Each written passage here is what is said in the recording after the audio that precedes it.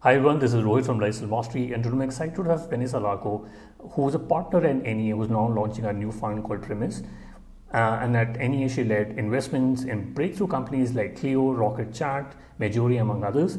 And she has also served as a board observer at high growth startups like Robinhood, Willow Pump, and others. Welcome to the show, Vanessa. Thank you for having me. Awesome. So, you've had quite a journey, especially in the VC world, but how did you get your start in this crazy world of venture capital? Oh man, honestly, it was totally unexpected. I've always loved technology. My mom was computer science major in the 70s, and she Oh, had her own bootstrapped software and hardware companies. And so I grew up at an entrepreneurial table. My mom was an entrepreneur, my dad, my grandparents were entrepreneurs. Um, and I'm actually not very good at the liberal arts subjects. I was very good at math and science, and so I chose computer science because I'm like, it's all math and programming and math theory, and very like I think I took one writing class in all of 4 years in college. So I started as a CS major. I graduated and I took a job as a PM at Microsoft, and I loved it. I love building and shipping products. I was like, this is my dream job. I can't believe I get to do the thing I love to do most as a job and get paid for it. yeah. And so as a PM there, I was on Surface, and then I went to Xbox. It was really a wild ride being a PM on Xbox. I worked on Connect V1, moved to the Bay Area, worked in, I wanted to work in a startup. So I joined Playdom, which was Zynga's biggest competitor back in the crazy like Facebook gaming days. Thanks. And then we left after about a year or so after the acquisition. Disney acquired it. Okay. And then a bunch of us started a gaming startup, and it was wild, and we ended up selling that. And then I was like, okay, I'm good with gaming. I want like more predictable revenue. And Yeah. so I joined Twilio in the early days, and then I went to Box. And at Box, I started by running the iOS product, and then moved into mobile, and then running web and mobile and a bunch of other things. And so I loved it. No one ever thought, including myself, but no one that knew me would ever think I would leave product. I just like bled product management. And then this general partner at NEA, Pete Cincini, who I'd known for years, approached me and convinced me that I needed to do more networking for my career in product. I was like, you're right, I do. And then he's like, I'm going to introduce you to a lot of people. And I'm like, oh, that's great, thank you. And he introduced me to a lot of people at NEA. And then more people at NEA. And then more people at NEA. And I was like, what is happening here? Yeah. And then after like months of this, which was very confusing for me, they invited me to join. And at first I was like, I don't think so. Like, I'm a PM, I build, I ship, I don't invest. Like, I'm not a finance Yeah. person.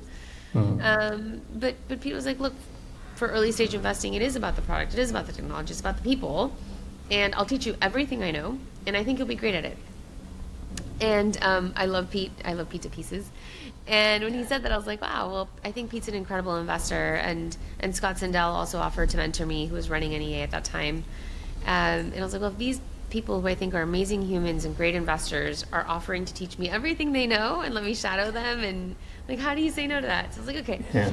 I'll do that for like 2 years, and then I'll leave to go start a software company again. And at least I'll know how these weird venture capitalists think, and I'll be able Yeah. to raise money much more easily because I will have known how the insides of venture capital works. And that was the plan.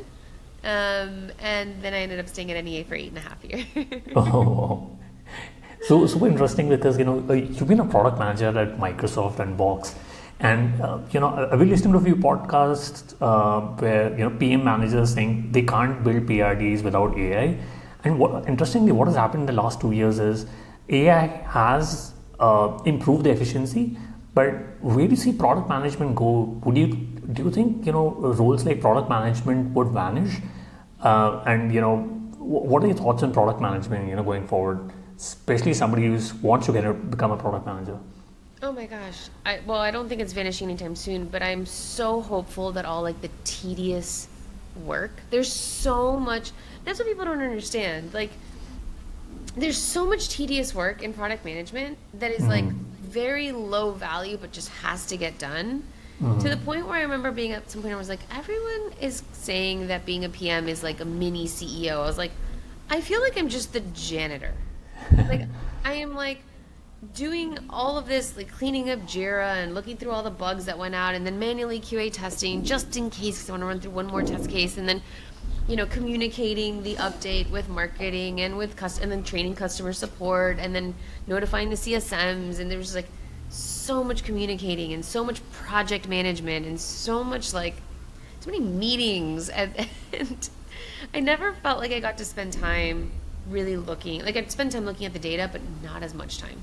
I remember like a couple of us friends at Box would stay late after work, and we would have our like product deep dive sessions where we'd spend like 5 hours from like 5 p.m. to 10 p.m. in a room, just like digging through the data and figuring out like where are the nuggets, asking yourselves the question of like, what is the ideal user? What does their first 90 days look like? Like all the analysis. And we spent hours on that, but we couldn't do it during the day. Like during the day, that just wasn't part of my day job, which is crazy. My day job was not looking at like what my users were doing.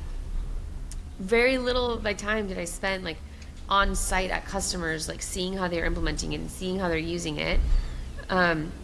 The complaints I got from customer support was because they would literally come to my desk and be like, fix this bug. My team is spending hours on the same ticket over and over again. Fix it now. And I'm like, oh, right. Sorry.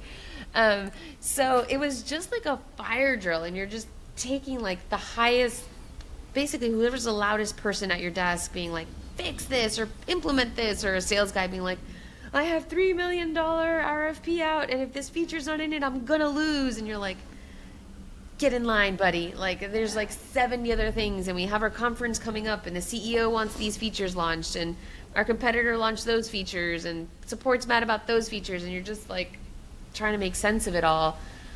And it's not as like thoughtful and programmatic and data driven or priority driven or impact driven as you would think, because there's just so much. And then forget unstructured data. Like every once in a while I'd have time, I'd actually like read through the tickets in Zendesk just to see what people were saying. Or I'd read through, like, we'd had this like comment board, I'd read through that. I'd look through like our iOS reviews in the app, and I'd just like spend late at night just reading one by one, like what are people saying, what are they excited about, what are they angry about. And that takes forever, and I'd only get through like a dozen, and I'd do that like once a quarter. And I'm like, this PM job, it's just like everyone's just yelling, everyone's bad, you know. I'm not doing anything strategic, I'm not like looking ahead. One of the things that attracted me to venture was like, oh my gosh, I get to like step out of the chaos and the fire drills and just think about like, where is the puck going? Like, what is the future going to look like? How do companies get from point A to point B? And when I was in product, I thought I would get to think that way if I got promoted and got like more and more senior. And no, because the more and more senior I got, the more people I managed, which was, now I had them yelling at me about their stuff, you know? And I'm like, when am I going to have the time? And so when you ask me what's product management going to look like, I hope that like a lot of that stuff can go away or get automated so that PMs can actually spend the time digging for the nuggets, right? Yeah. Or use LLMs to be like, hey, I'm going to load all this ticket data. Tell me what, like, give me a summary of what people are saying.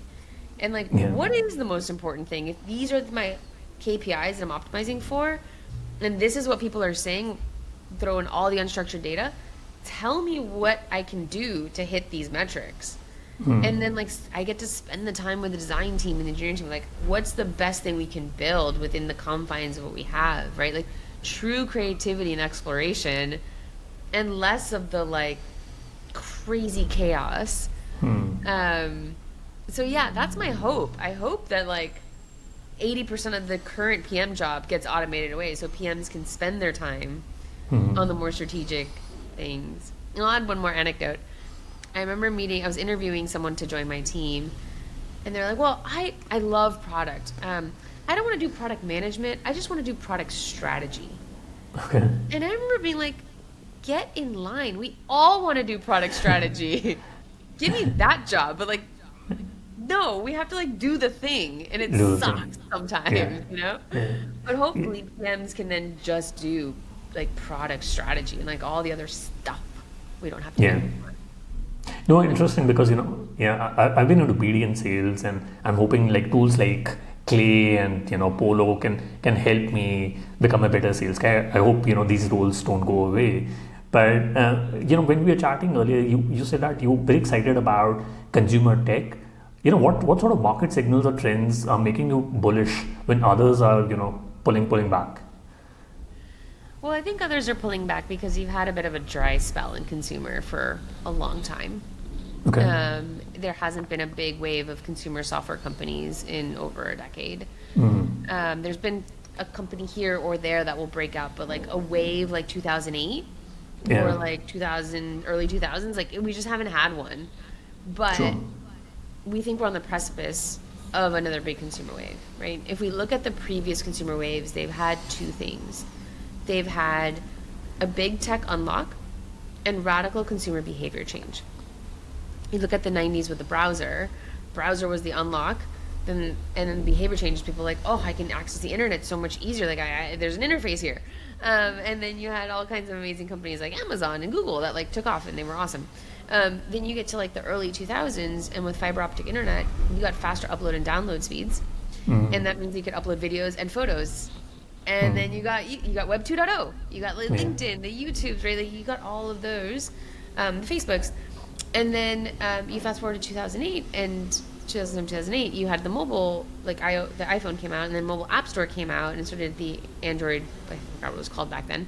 And then everyone had internet in their pockets. Like the tech unlock was massive with the mobile phone, the smartphone, and the app store. Truly. Yeah. And then people changed their behaviors entirely. And that was like the biggest wave of consumer companies. It was like the heyday of consumer investing. Dozens upon dozens of like big outcomes. And then we had like the consumer fintech bubble. Not bubble, it was consumer fintech wave. There were great companies like, well, Plaid was started, and then all the consumer fintech companies on top of it, like Chime and Robinhood and Revolut and all the other ones that came about. And then there was like not a whole lot. We had in like 2015s better like targeting for customers, like better advertisement segmenting, and then you had like kind of online shopping through influencers and Instagram, and like not a big tech unlock, not a big consumer behavior change. Some interesting companies with pretty capped outcomes, like not a big venture wave, and then nothing. But if you believe that it takes a big tech unlock and radical behavior change, you look at 2022 and you had ChatGPT, Claude, and Perplexity come out, and the LLMs were the big unlock, and then the behavior change has been radical, right? People are now using this for everything, and the thing that's been fascinating is how fast this wave has taken over. I mean, it's global. It goes across geographies. It goes across age groups. It goes across social and economic levels. Like it's just pervasive everywhere now. And so we haven't seen any kind of adoption like that historically. So I think like we have the makings of it, and it's likely going to be bigger than the previous waves. Interesting. And you did mention about AI, and how do you see that rise of AI impacting consumer tech space, and are there opportunities for convergence? Yeah, well, I mean, there's some things that you logically are like, yep. So one is like, I think the way people buy anything online is going to change. It's already kind of changing. But if you think about how you buy online, you become aware of something, either because you get advertised or because you say like, I need a new washer dryer, but like there's like an awareness piece that needs to happen. Typically it's either search or impressions. And then you evaluate the thing, either by comparing it to a bunch of other things like it, and then you buy the thing. How that happens now is just going to be very different with the LLM search. Like you can ask it, you can give it criterias, you can like have it compare things, you can ask it like, what should I care about? And so how you search for and evaluate is going to change. And I think how you transact is also going to change. For some things, you might just send an agent to just like, I don't know, I need a plunger at my door in the next like 3 hours. I don't care where it comes from. Find me the cheapest, fastest thing to my door. And then my agent would ideally crawl like Target and Walmart and DoorDash and Instacart and Amazon and like find me the thing and get it to my door and just buy it. And it just shows up and I'm happy. I don't think that's how I'll buy a wedding dress, right? I'm not going to send my agent to just go buy a wedding dress. But it is probably how I'll buy a stapler or a trash can or something. Yeah. But if you even think about a high consideration one, like a wedding dress or a car or whatnot, it may like help you evaluate what are the things you care about, and maybe like here's the sample set of the things that you said you care about, and this is what it would look like, and this is the price range, and it can like concoct like the set of options for me.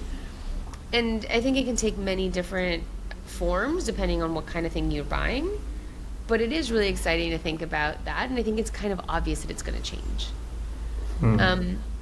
There's another area that I think is obvious, and I think it's like services. I think services are going to change. Yeah. I think anything that's like a service delivered by a human might look very different. Yeah. So like we were talking about this earlier, a trip planner, right? Like I don't have a trip planner. Do you have someone that like no, right? The top 1% has a trip planner. They have someone that like knows your preferences, knows what you like to go, will like plan the vacation, book the hotels, book the experiences in the restaurants, and have the whole thing perfectly. The rest of us are using like Expedia and spreadsheets.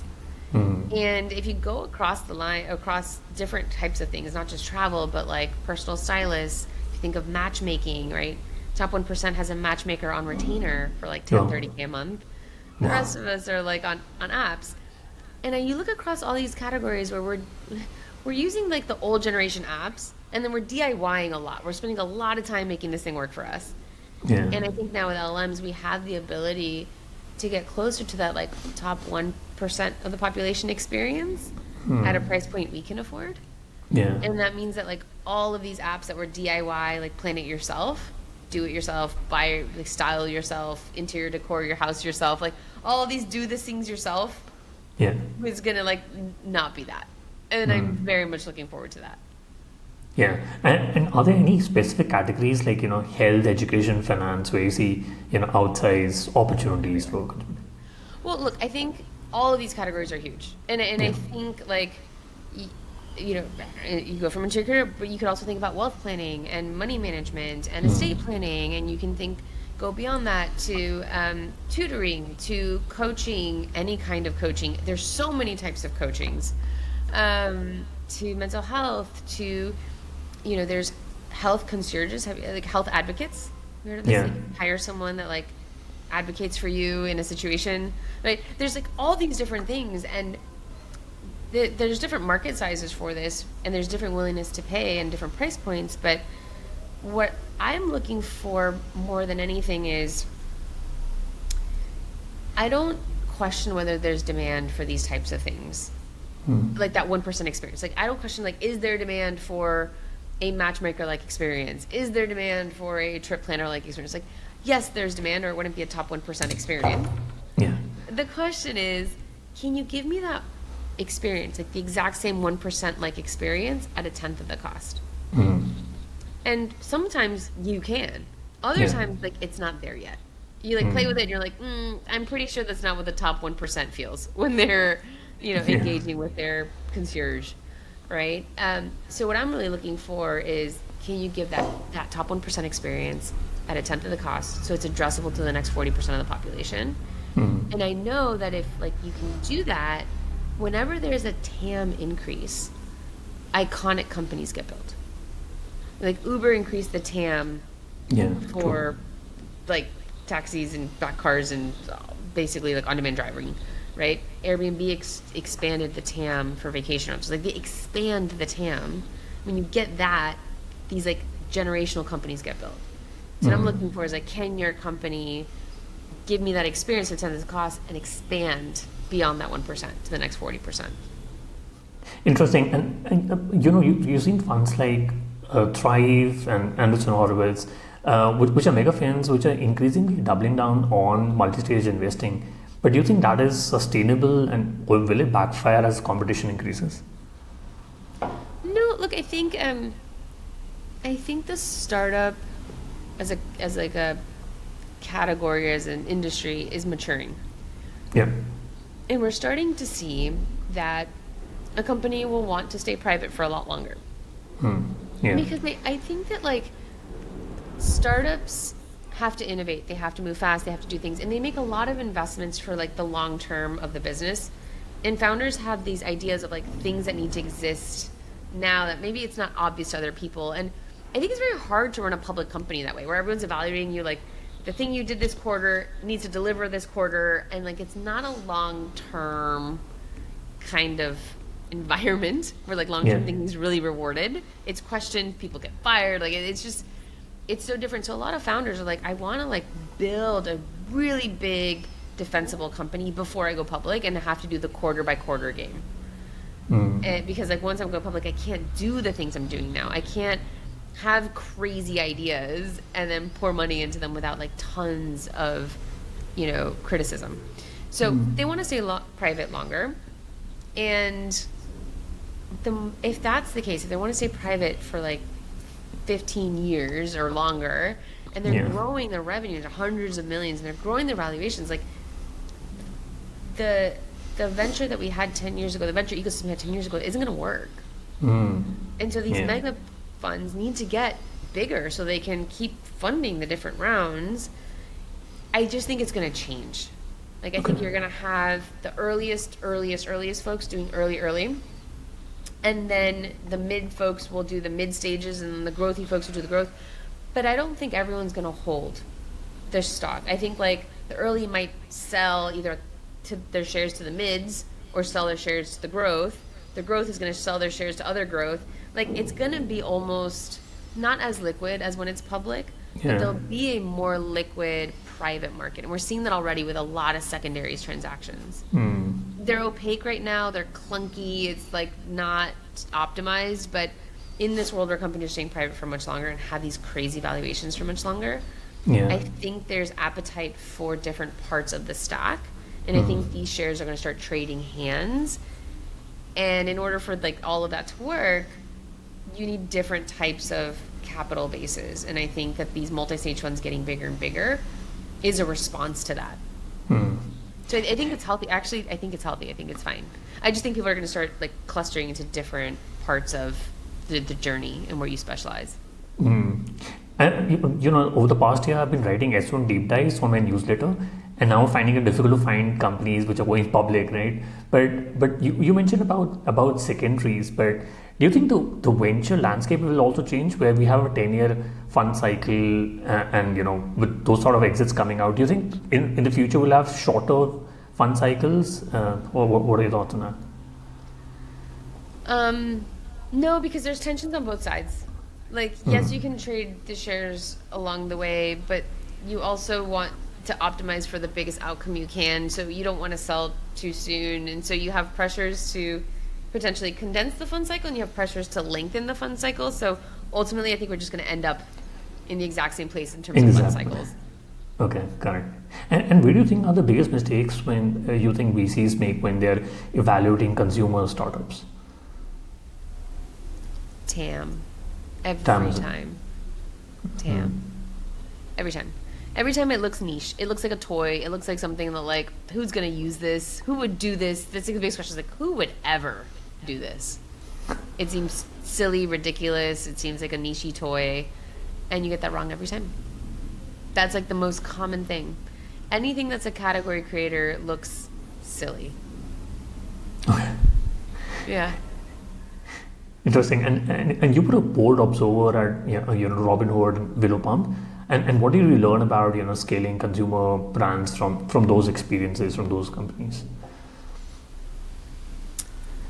Look, I think it's not it's not rocket science. It is. There's some luck. There's execution. There's a lot of things that have to go your way. But I always go back to like first principles, which is people just want things faster, cheaper, and easier. Ideally, all three.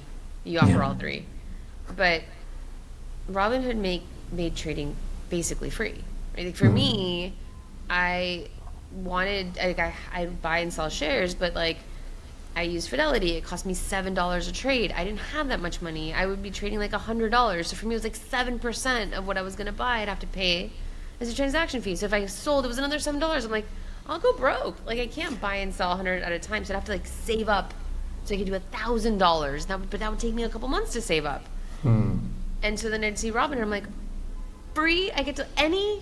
I could just like buy and sell shares, and you're not charging me $7. I mean, you could have charged me $1. I'd be thrilled. But $0, like, cool, right? And I'm like, free is like just an amazing business model. Yeah. Scott Sandell always says this: free is the best business model. If you can make money off of giving something for free, you're in a good place. Because free is cheaper, radically cheaper. It's free, and it was faster. I can make these trades really quickly. It was on my mobile device. Like, using Fidelity on my mobile phone was like, I couldn't even like see the font. It was like web app ported, and like everything was super tiny. You'd have to like zoom in. It was like, to do a trade in Fidelity back then on my mobile app was a nightmare. It would take forever. It was just not even worth it. So Robinhood was like faster. It was infinitely cheaper, and it was easier. It was just like easier to find, easier to understand what's going on. Like how they laid out the information, it was fun. It's fun. And so I'm like, faster, cheaper, easier every time. Faster, cheaper, easier. Yeah.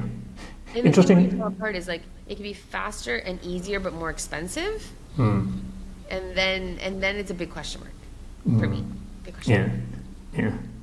And interestingly, you know what, I'm still a Revolut user, but I've seen they know. I mean, Revolut has done really well in Europe, but haven't done so well in the US. And same is the case for some US consumer brands, especially in the fintech space. They haven't done so well in Europe. Why do you think, you know, we don't have like a market leader, or, you know, what would a European bank need to do really well in the US? Look, I think the trust is a big component. It just is. And the way I think a lot of people got to trust some of these fintechs was like, well, my friend uses it and they like it. And it's really hard to seed that. It is very word of mouthy. And like, the more of the people that you know that use it, the more you just trust the thing. And trust is just a really big part for fintech. Like, way more than like, I don't know, a social media app. Like, I don't care.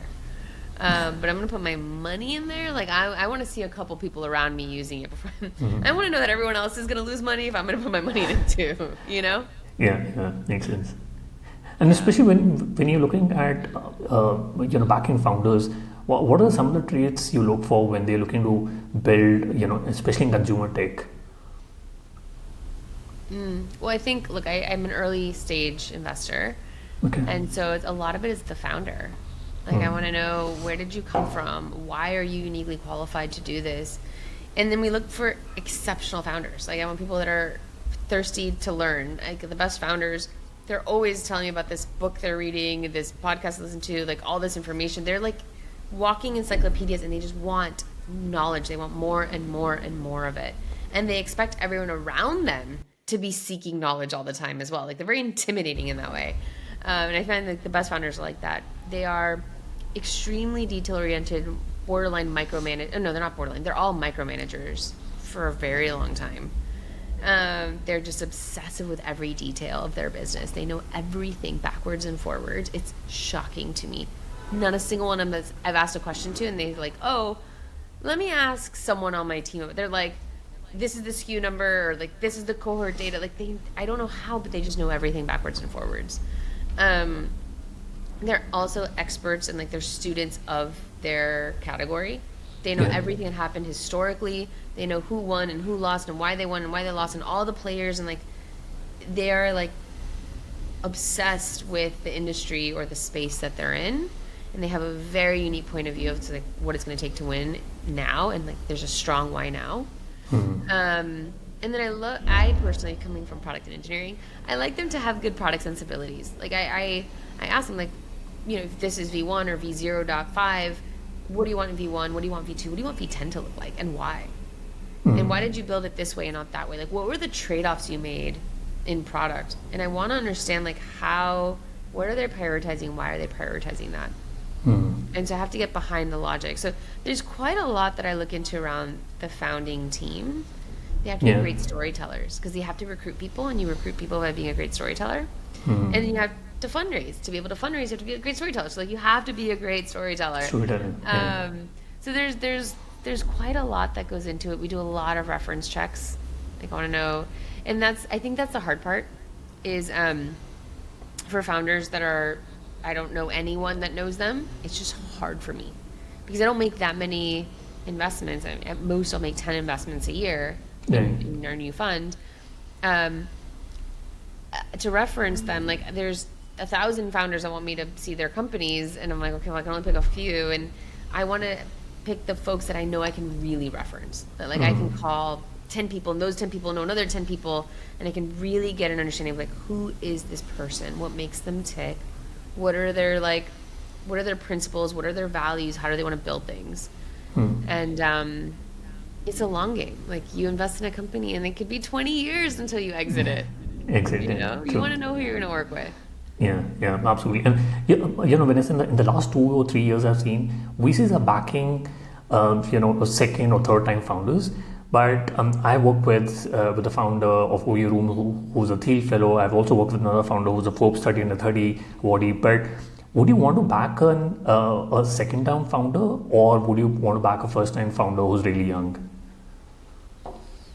I'm agnostic. I think that there's pros and cons to both. I really like the first time founders, but I find that like first time founders, Thiel fellows, I really like. They think about the world in such an interesting way, and they're obsessive, and they're risk takers, and I can reference them because they roll in similar circles. So I know people, So, or like math Olympiads, I find to be interesting because they're super hyper competitive, and they're brilliant, and they have very strong opinions on the world. And so like there's pockets of like first time founders that are really fascinating to me. But then second time founders are great too. If you've had a really big exit, I question like what are your motivations? Sometimes you're motivated by your legacy, and then they want to like build something even crazier and take bigger risks. Like one of the Robinhood co-founders, which I'm really excited about what he's building.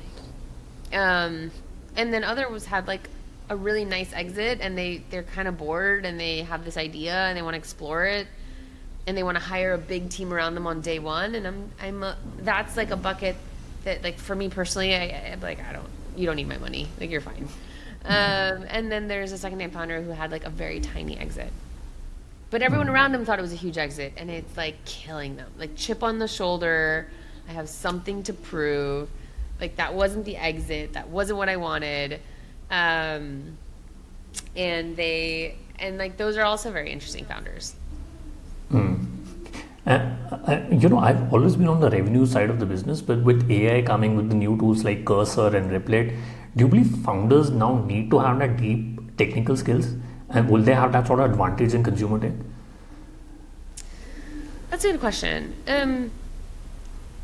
Maybe I'm being pretty dogmatic about this, but I still think that like having at least a co-founder who is very technical is helpful. Okay. Mostly because you need to understand what's coming. You have to be not afraid of technology. You have to know how to cobble these things together to begin with. You still have to recruit other engineers. It's really hard to recruit great engineers if you're not an engineer yourself and you're just cobbling things together with Cursor. So I still think there's a lot to it, and I still think you'll be able to like out hustle or out compete someone that like doesn't have a technical founder. And especially in consumer tech, how important is it for the founder to have lived through that experience, or somebody from SaaS or marketplace like me can come in and try to solve something in consumer? I think the founder has to be deeply passionate about it. Like they have to be building it for themselves. I haven't seen a founder build something. Yeah, I guess you could. There's a lot of guys that build stuff for women and it's not themselves, but they have like a very unique insight as to like why this needs to exist. Correct. And how would you rank, importance when you're evaluating a startup, especially in the early stage, which is market, founder, and traction? What would come first for you? Well, I invest in early stages, so sometimes there's no traction. So I'm okay with that. Okay. I think founders are the most important thing. Market helps. Market's important, but it's not just like the market itself. For me, it's like what is the insight on how you're going to grow that market? Because if the market already exists and it's an obvious market, there's going to be a million people tackling it, and it's just harder to win. But if you have like this market looks small, but if I do this, this market's going to be much bigger. Like that gets me excited. Like category creating, market defining companies is what gets me more excited.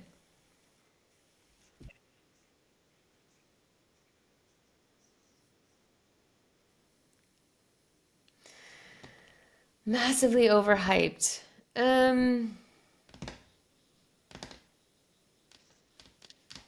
That's a good question. No, consumer's just not hyped right now, Rohit. It's just not. Like nobody's like, "Woo, consumer, let's go do this." I am excited about consumer, but most found like all the hype is truly like at the B2B AI app layer and infra. And like infra was super hot the last like 3 years. Now it's finally coming to B2B AI. But like everyone who was a consumer investor is now a B2B AI investor. Like everyone's B2B AI. And so I think I can see why everyone's excited because there's real revenue and people are putting real budgets behind it. And they're getting to like 10 million ARR in a year. Like very exciting. But I still think that the big outcomes are consumer. And the fun thing about consumer, especially early on when no one's hyping it up, is that I rarely see the same type of company twice. Like I've seen like 50 AI SDR companies, but like I every time someone pitches me on a consumer one, I'm like, well, this is new. Like one that I really like a lot is yeah, it's a way to basically build AI romance novels with a character you've generated. And I'm like, haven't heard of that one before. You know? Like you see this like interesting. I don't see anyone competing with us right now. And so like there it's so fun because like it's an N of one for most of the meetings I take with founders. Most of them I'm like, haven't seen anything else like this today or this month or probably ever. Versus when I was focused mostly on B2B SaaS, I was like, this is the 700th company I've seen that does the exact same thing.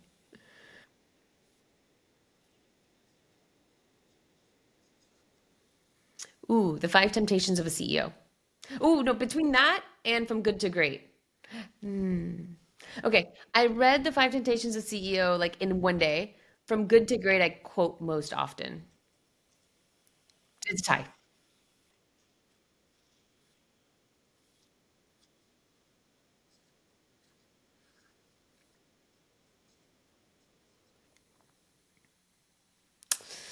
Um, I would have. So I started writing and posting mostly on LinkedIn about a year ago, and I've been doing it religiously for a year.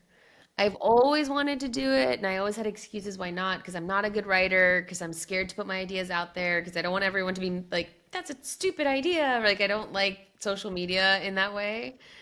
So I had these ideas, I jot them down, and I would do nothing with them. And about a year ago, I sat down, I'm like, I think this will like help certain people. I think this will attract certain founders. Like I think this deserves to be out there, and I'm just gonna not care what people think, and I'm gonna put it out there. And I did, and so many interesting things have come of it.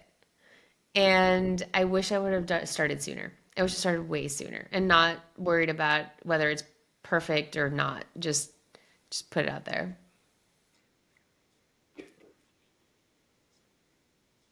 Yeah.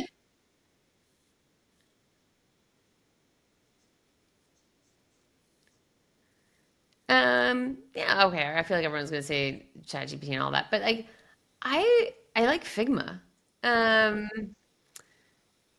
and they keep launching really cool stuff. And every time I'm like, ooh, someone might disrupt Figma, then Figma launches a bunch of really cool things. I'm like, ooh, that's great. No, that's pretty great. Um, so I would say Figma has been great, and also I've been working on a very important deck recently, and this has been really helpful for all of us to collaborate on the same thing and moving pixels around and doing some really cool stuff. Um, Yeah, Canva's been really fun to use a bit. And then I will say, I mean, like I said, I started posting on LinkedIn about a year ago. I use LinkedIn like all day, every day to reach people, to connect with people, to search for things. Like I s- basically stopped using Twitter entirely, and I'm just on LinkedIn now, and that's where I get like my work news. I used to be all Twitter, but now Twitter is not. It's X. It's not Twitter anymore. So it's not as helpful as it used to be for me. And I'm on like my tabs I have open is like Slack, Gmail, Calendar, Calendly, Figma, and LinkedIn.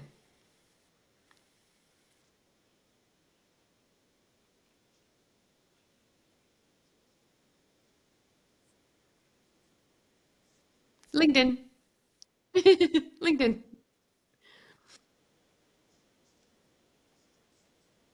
Thanks for having me. Likewise.